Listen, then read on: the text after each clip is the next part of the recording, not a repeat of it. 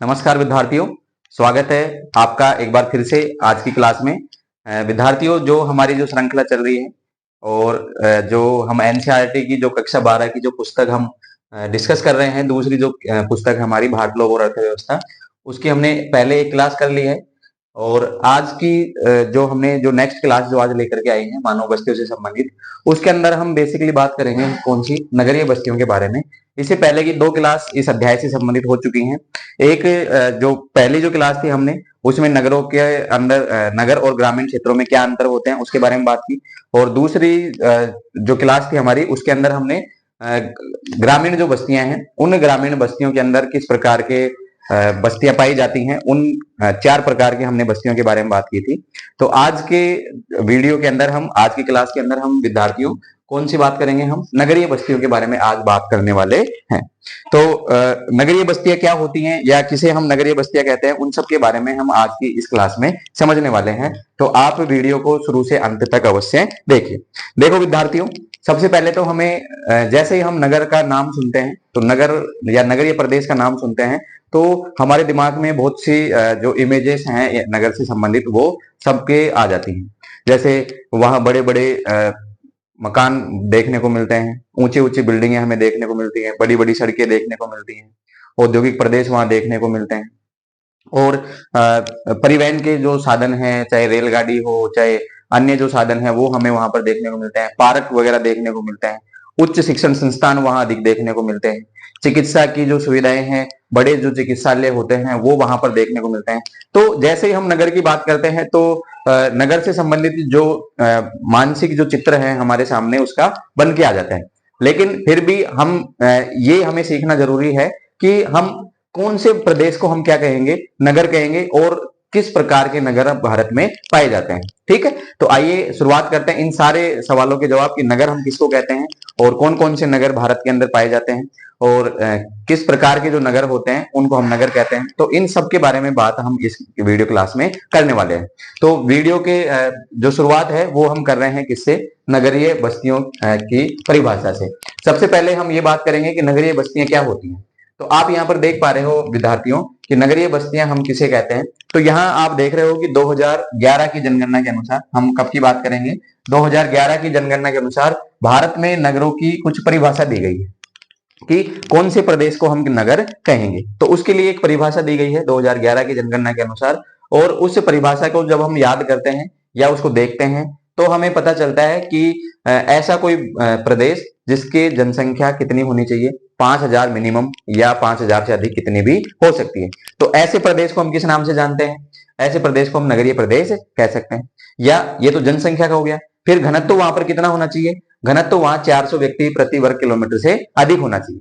और वहां व्यवसाय यानी कि अधिकांश जो कार्मिक जो वहां पर कार्य करते हैं, या कार्यशील जो जनसंख्या है, उसका अधिकांश जो भाग है वो गैर प्राथमिक कार्यों में लगा होना चाहिए। कितना प्रतिशत भाई, 75% से अधिक जो लोग हैं वो गैर प्राथमिक जो क्रियाकलाप हैं। गैर प्राथमिक क्रियाकलाप कौन से हैं आपको पता है, जैसे व्यवसाय से संबंधित हो गए, परिवहन सुविधाओं से संबंधित हो गए, उद्योग धंधों में लगे हुए व्यक्ति हो गए, या फिर वकील है, डॉक्टर है, अध्यापक है। इस प्रकार के पेशे में जो व्यक्ति लगे हुए होते हैं, वो सारे के सारे कौन से कार्यों में आते हैं, वो गैर प्राथमिक क्रियाकलापों में उनको लिया जाता है। तो कितने प्रतिशत, 75% से अधिक जो व्यक्ति हैं वो गैर प्राथमिक व्यवसायों में लगे हुए होने चाहिए। इसके अलावा वो प्रदेश क्या होना चाहिए, वो सरकार के द्वारा नगर पालिका क्षेत्र घोषित किया गया हो, या छावनी बोर्ड घोषित किया गया हो, या नगर निगम हो, नगर परिषद हो। ये सारे के सारे जो सरकार के द्वारा जो घोषित क्षेत्र होते हैं, उनको हम क्या कहते हैं, उनको हम नगरीय बस्तियां कहते हैं। तो किसे हम नगरीय बस्तियां कहते हैं, तो 2011 की जनगणना के अनुसार हमें इसकी जो परिभाषा है उसको ध्यान रखना है। और बोर्ड परीक्षाओं में सीधा ही क्वेश्चन पूछा जा सकता है कि निम्न में से कौन सा जो आधार है वो नगर मानने के लिए नहीं है। तो उसमें से 3 ये दे दे, कोई चौथा अलग से दे दे, तो आपको इस बात का ध्यान रखना है। ठीक है, तो क्या जनसंख्या कितनी होनी चाहिए, मिनिमम 5,000, या 5,000 से अधिक कितनी भी हो सकती है।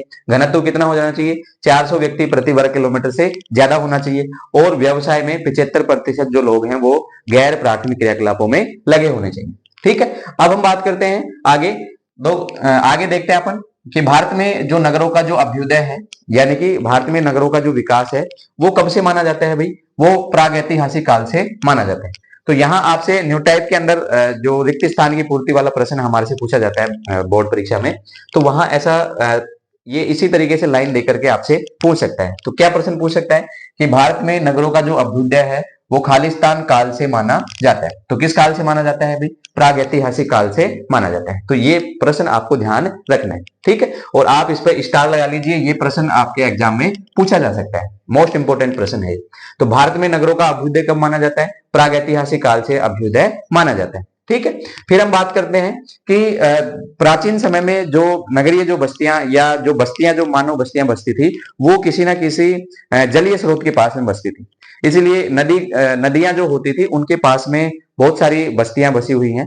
ऐसी एक सभ्यता भारत के अंदर जो सिंधु घाटी सभ्यता है, सिंधु नदी के किनारे के ऊपर ये सभ्यता बसी हुई है। तो सिंधु घाटी सभ्यता के अंदर भी बहुत सारे जो विकसित नगर हैं वो हमें देखने को मिलते हैं, या ये ऐसे नगर थे जो नगर की जो विकसित अवस्थाएं जो होती हैं उन विकसित अवस्थाओं तक पहुंचे हुए नगर हैं। और उनके नाम याद रखने अपने को कौन से हैं? हड़प्पा और मोहनजोदड़ो। तो कौन से नगर हैं जो सिंधु घाटी सभ्यता से संबंधित है? तो हड़प्पा व मोहनजोदड़ो जो नगर हैं ये कौन सी सभ्यता से संबंधित है? ये सिंधु घाटी सभ्यता से संबंधित है। तो ये बात भी हमें ध्यान रखनी है। तो आपसे सीधा प्रश्न पूछ लेंगे सिंधु घाटी सभ्यता में कौन से नगर हैं? तो हड़प्पा व मोहनजोदड़ो। कमेंट में आपको ये बताना है कि हड़प्पा व मोहनजोदड़ो जो नगर हैं ये अभी वर्तमान में ये कौन से देश में स्थित है, ठीक है। फिर हम आगे बात करते हैं कि नगरों को हम समय के आधार पर यानी कि विकास क्रम के आधार पर या काल के आधार पर हम नगरों को कई प्रकारों में हम इनको बांट सकते हैं। तो देखते हैं हम कि इनको हम किस आधार पे बांटते हैं। काल समय के आधार पे, काल क्रम के आधार पर इनको 3 भागों में हम बांट सकते हैं। तो आप यहाँ पर देख पा रहे हो एक नगर कौन से होते हैं? प्राचीन नगर, यानी कि बहुत ही पुराने जो नगर होते हैं ये प्राचीन नगर। फिर मध्यकाल से संबंधित नगर, मध्यकालीन नगर हम इनको कहते हैं। और फिर क्या है? आधुनिक नगर, यानी कि जिनका विकास पिछले कुछ वर्षों में हुआ है वो नगर सारे क्या कहलाते हैं? आधुनिक नगर कहलाते हैं, ठीक है। तो अब हम बात करते हैं कि सर प्राचीन नगर हम किसे कहेंगे, मध्यकालीन नगर हम किसे कहेंगे और आधुनिक नगर हम किसे कहेंगे। तो देखिए बारी बारी से हम इनको समझते हैं। इनको क्या प्राचीन नगर क्या होते हैं, मध्यकालीन नगर क्या होते हैं, आधुनिक नगर क्या होते हैं, ठीक है। अभी आपको कमेंट बॉक्स में, क्योंकि हमने पहले की कक्षाओं में ये बताया था कि भारत की जो नगरीय जनसंख्या है उसका प्रतिशत कितना है, आपको कमेंट बॉक्स में कमेंट करके बताना है कि भारत में नगरीय जनसंख्या का प्रतिशत कितना है और कौन सी जनगणना के अनुसार? 2011 की जनगणना के अनुसार। कमेंट बॉक्स में आपको यह भी बताना है कि 2011 की जो जनगणना थी वो स्वतंत्रता बाद की कौन सी जनगणना थी, ठीक है। तो 2011 में जनगणना में भारत में कितनी नगरीय जनसंख्या थी, ठीक है। अब आगे देखते हैं अपन समय या काल के आधार पर नगरों के प्रकार, और उसमें हम पहला क्या देखते हैं? प्राचीन नगर। कौन से नगर की बात कर रहे हैं हम? सबसे पहले प्राचीन नगर की बात कर रहे हैं, ठीक है। तो ये जो केंद्र थे ये धार्मिक तथा सांस्कृतिक केंद्र के रूप में इनका विकास हुआ है। ये ऐसे नगर हैं जिनका जो विकास है वो धार्मिक या फिर किसी सांस्कृतिक केंद्र के रूप में इनका विकास हुआ है। कोई धार्मिक किसी धर्म से संबंधित कोई मुख्य स्थान हो सकता है तो उसके आसपास में ऐसे नगरों का विकास हुआ है। कोई सांस्कृतिक केंद्र के रूप में ऐसे नगरों का विकास हुआ है। और ऐसे नगरों के उदाहरण जो है वो हमारे लिए बहुत इंपॉर्टेंट है। तो कौन से ऐसे नगर हैं जो प्राचीन नगर माने जाते हैं? तो ऐसे नगरों के उदाहरण हम देखते हैं। तो यहाँ हमें कुछ नगरों के नाम आपको दे रखे हैं एनसीईआरटी की बुक में। तो कौन से नगर हैं भाई? वाराणसी। सबसे जो महत्वपूर्ण नगर है इसके अंदर कौन सा है? वाराणसी नगर है।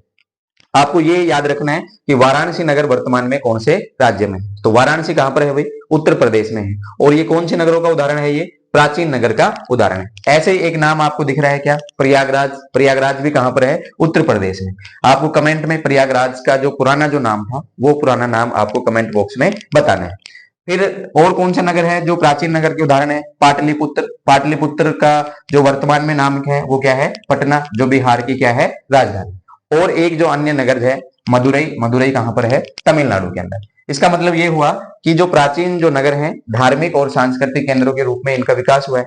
और इनके उदाहरण क्या है? वाराणसी जो उत्तर प्रदेश में है, प्रयागराज ये भी उत्तर प्रदेश में है, पाटलिपुत्र जिसको वर्तमान में हम क्या कहते हैं? पटना कहते हैं, जो बिहार राज्य में है, और मदुरई जो कहां पर है? तमिलनाडु राज्य में है, ठीक है। अब हम आगे बात करते हैं कौन से नगरों के बारे में? मध्यकालीन नगरों के बारे में। देखिए मध्यकालीन जो नगरों का विकास है वो रजवाड़ों और राज्यों के मुख्यालय के रूप में हुआ है।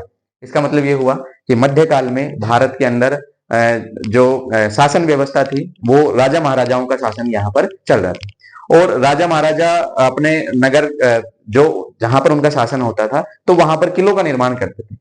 और ये जो किले जो निर्माण करते थे उसी के आसपास में धीरे धीरे किसका विकास हो गया, नगरों का विकास हो गया। तो मध्यकालीन जितने भी नगर हैं वो सारे के सारे नगर किले नगर के रूप में विकसित हुए हैं, इसलिए इनको हम क्या कहते हैं, किला नगर के नाम से भी इनको हम जानते हैं। तो मध्यकालीन जो नगर हैं वो कौन से किले कौन से नगर के रूप में विकसित हुए हैं, वो किला नगर के रूप में विकसित हुए हैं, क्योंकि मध्यकाल का जो समय है वो रजवाड़ों से संबंधित है और यहाँ राज्यों के मुख्यालय बनाए गए। ठीक है, आगे देखते हैं हम इनके उदाहरण कौन कौन से हैं। तो उदाहरण हमारे लिए इंपॉर्टेंट है और उदाहरण से आप समझ भी जाएंगे।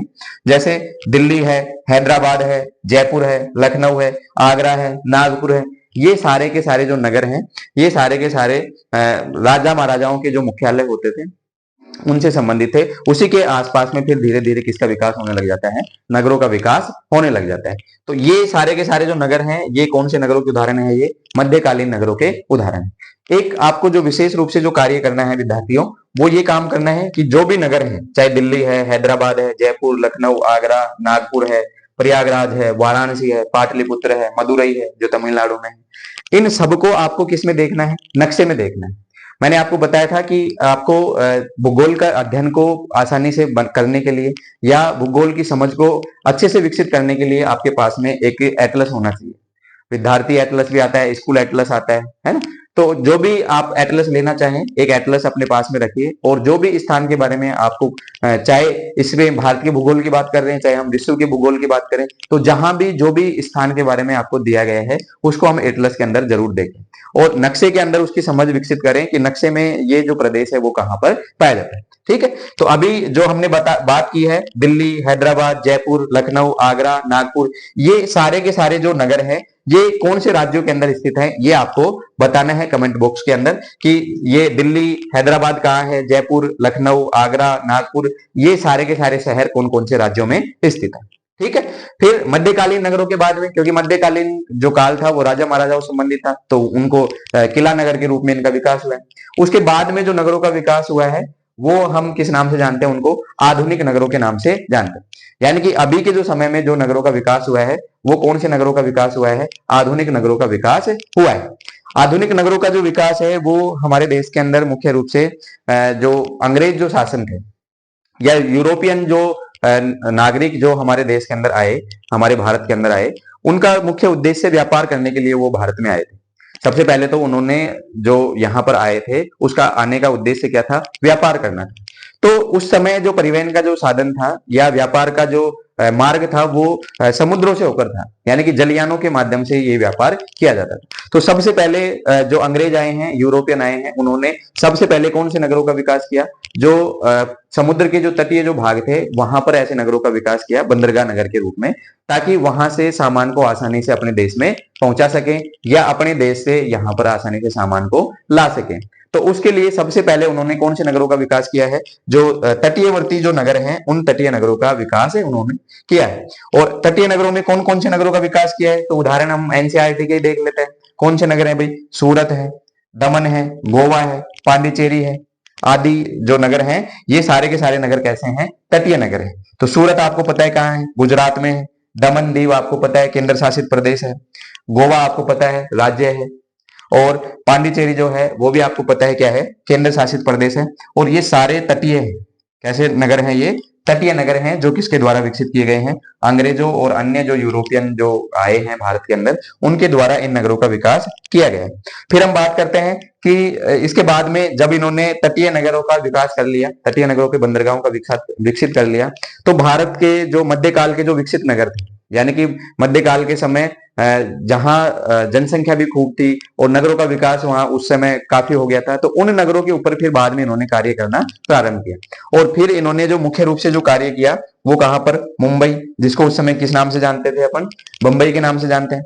दूसरा क्या है, चेन्नई, जिसको उस समय किस नाम से जानते हैं, मद्रास।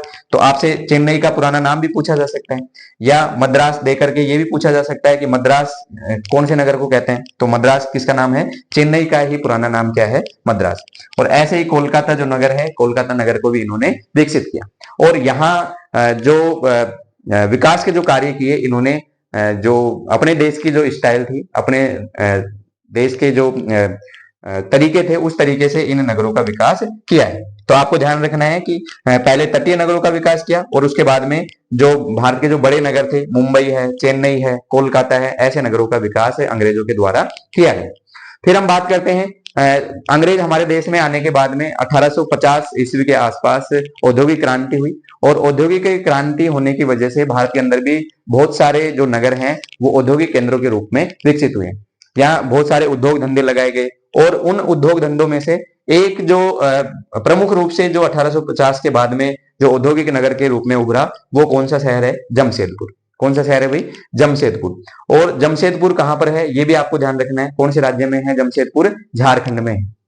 तो इस बात को भी आपको ध्यान रखना है कि जमशेदपुर नगर कहां पर है? झारखंड में। ठीक है।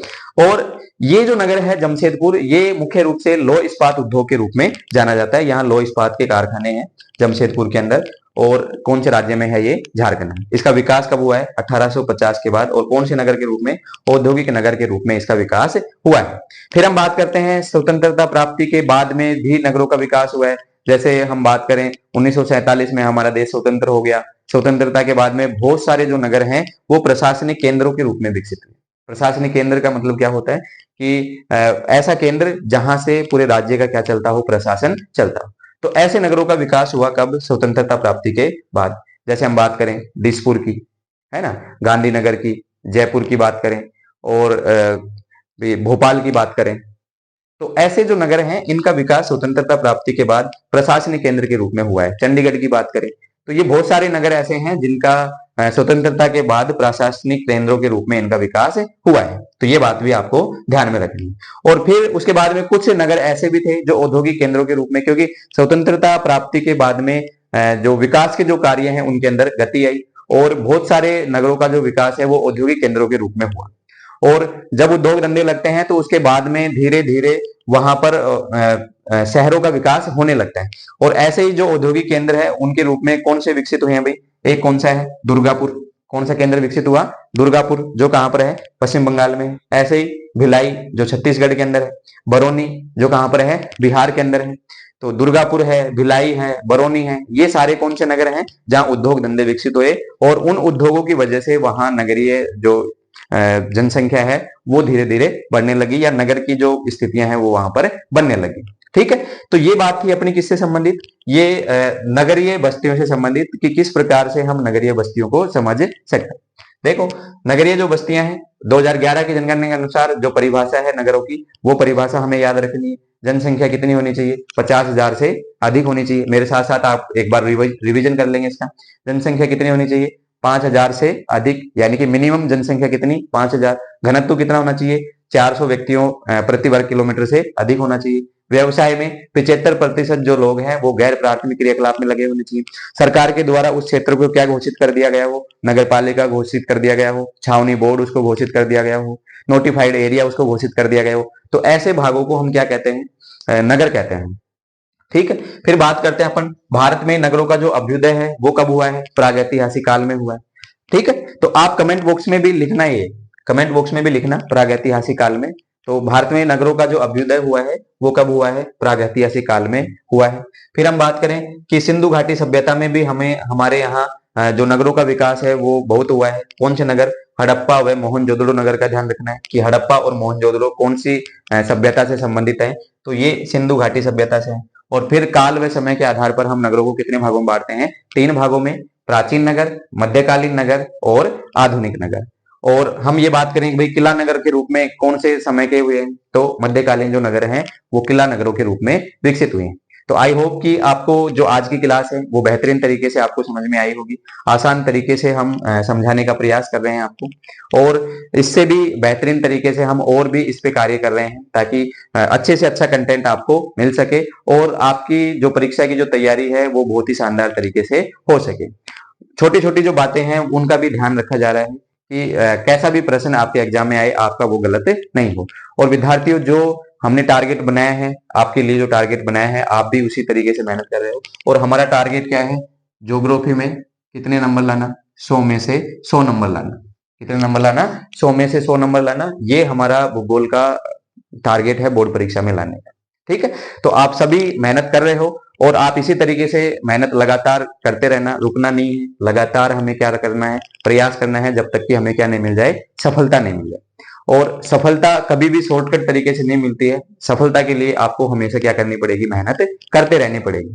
ठीक है, तो आई होप कि आपको आज की क्लास पसंद आई होगी, समझ में आया होगा। अगर आपको आज की क्लास अच्छी लगी है तो आप लाइक बटन को दबाइए। लाइक बटन को दबाने से आपको कुछ नहीं जाता है ना, लेकिन आपका एक जो लाइक है वो मोटिवेट करता है और अच्छा करने के लिए।